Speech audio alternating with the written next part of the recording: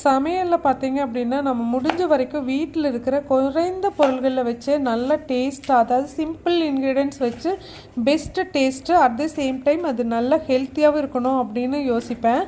அதில் பார்த்திங்கன்னா இந்த சக்கரவள்ளி கிழங்கு நல்லா இந்த மாதிரி பெரிய பெரிய சைஸாகவே கட் பண்ணிவிட்டு தண்ணி நல்லா கொதி வரும்போது அதை கட் பண்ணி வச்சுருக்கிறத உள்ளே போட்டு மூடி வச்சு ஸ்டவ்வை ஆஃப் பண்ணிடலாம்.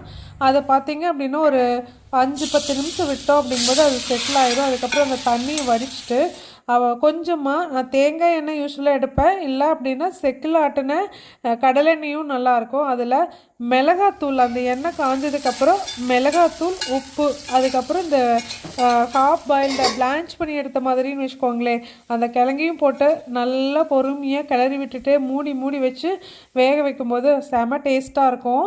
எனக்கு தெரிஞ்ச வரைக்கும் உருளைக்கிழங்கை தவிர மற்ற கிழங்குகள் எல்லாமே நிறைய மைக்ரோ நியூட்ரியன்ஸே கொடுக்கும், வயிற்றையும் க்ளீன் பண்ணும்.